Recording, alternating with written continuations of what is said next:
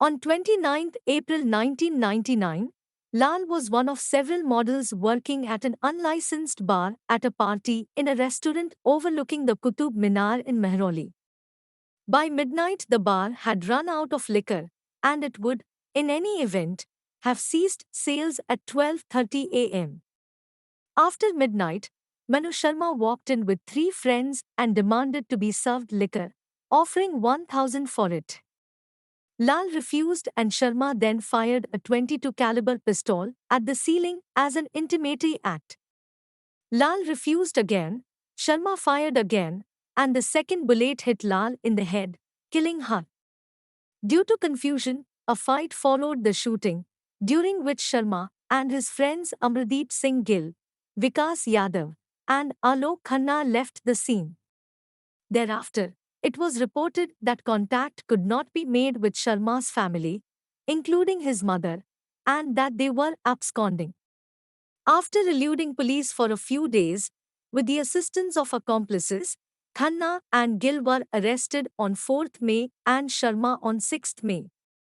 The murder weapon was not recovered and was thought to have been passed on to a friend who had been visiting from the US and who may subsequently have returned there. The case by now involved several prominent people. Manu Sharma himself was the son of Vinod Sharma, who at the time of the shooting was a former minister of the national government and by the time of the subsequent trial was a minister in the Haryana state government. Yadav was the son of another state politician, D.P. Yadav.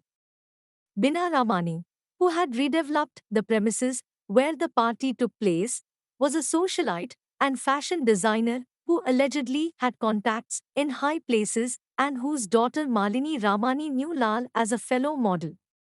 Singh managed the distribution of Maaza in Chandigarh.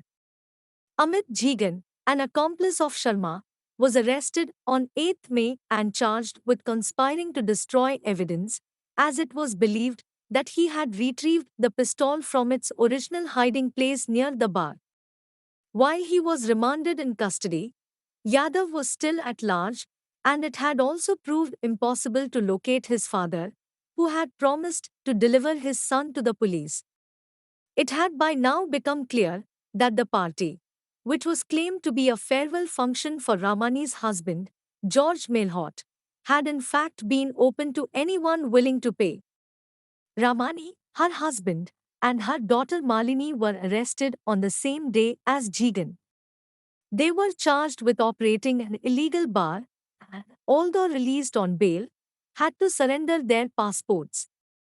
There were several lines of inquiry regarding the family, including whether or not Ramani, a UK national, had the necessary permits to operate a business in India. Another concern was to establish whether or not she had concealed evidence by ordering the cleaning up of blood at the premises, although by 19th May it had been announced that charges relating to this alleged destruction of evidence could not be brought. Yadav presented himself to Delhi police on 19th May but was able to leave immediately because he had acquired anticipatory bail papers. He claimed to have been in Mumbai and elsewhere during the previous few weeks and refused to comment regarding whether he had been in contact with his father. He admitted that Sharma had stayed with him on the night of the murder but denied being present himself at the Tamarind Club or having any knowledge of the events that had occurred there until the next day, when he told Sharma to surrender to the police. A complex legal situation involving his paperwork meant that the police did not arrest Yadav at that time. Charge sheets were filed with the court on 3 August 1999. Sharma was charged with murder, destruction of evidence, and other offences, while Khanna, Gill, and Yadav faced lesser charges, including destruction of evidence, conspiracy, and harboring a suspect. Others similarly charged were Shyam Sundar Sharma, Amit Jhingan, Yogaraj Singh, Harvinder Chopra, Vikas Gill, Raja Chopra, Ravinder Krishan Sudan, and Dhanraj. 7 years after the case was opened, on 21 February 2006, 9 of the 12 accused were acquitted, including Sharma. Jhingan had already been discharged, and both Ravinder Kishan Sudan and Dhanraj were still at large. The court has acquitted them because the Delhi police failed to sustain the grounds on which they had built up their case. The police failed to recover the weapon which was used to fire at Jessica Lal, as well as prove their theory that the two cartridges, emptied shells of which were recovered from the spot, were fired from one weapon. The Delhi Police Commissioner announced an investigation to determine where things had gone wrong and said that, among other things, it would examine whether there had been a conspiracy, including possibly by tampering with the evidence. On 20th December 2006, Sharma was punished with a sentence of life imprisonment and a fine. The other accused, Yadav and Gill, were fined and given 4 years rigorous imprisonment. A plea for Sharma to be sentenced to death was rejected on the grounds that the murder, although intentional, was not premeditated and Sharma was not considered to be a threat to society.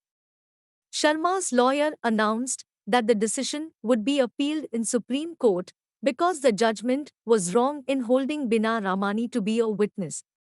Sharma was granted a limited parole from 28 December 2013 to 5 January 2014. This was to allow him to sit for a master's degree examinations in Delhi. Manu Sharma was released from prison on 2 June 2020.